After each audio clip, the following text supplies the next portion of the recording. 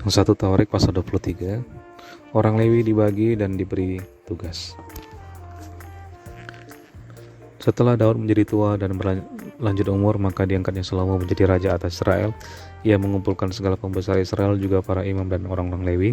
Lalu dihitunglah orang-orang Lewi yang berumur 30 tahun ke atas, dan jumlah orang-orang mereka dihitung satu demi satu, ada 38.000 orang.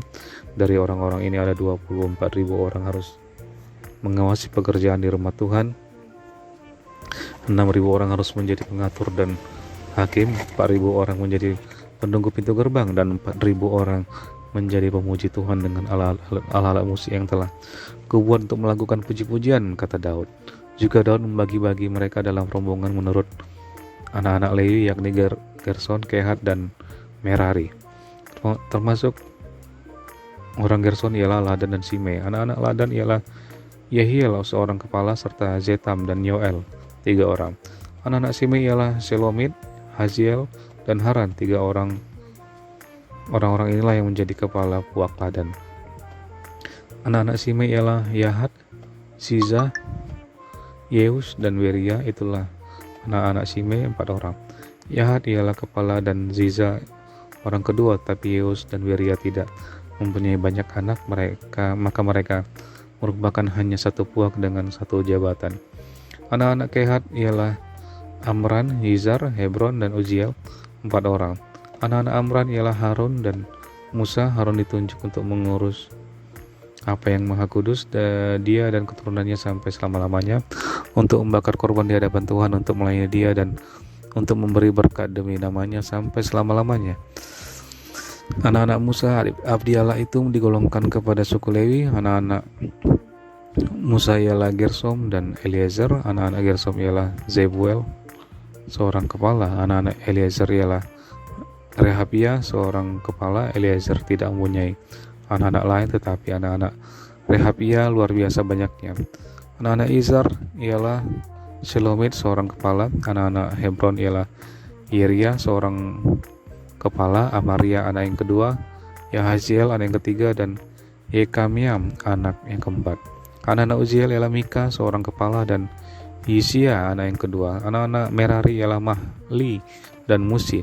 Anak-anak Mahli ialah Eleazar dan Kish.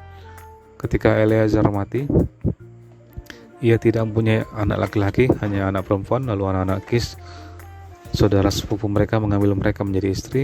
Anak-anak Musi ialah Mahli, Eder, dan Yeremot 3 orang. Itulah Bani Lewi menurut puak mereka, kepala-kepala puak mereka pada waktu mereka dicatat seorang-seorang sesuai dengan bilangan nama mereka, orang demi orang yang berumur 20 tahun atau lebih. Merekalah yang harus melakukan pekerjaan untuk ibadah di rumah Tuhan.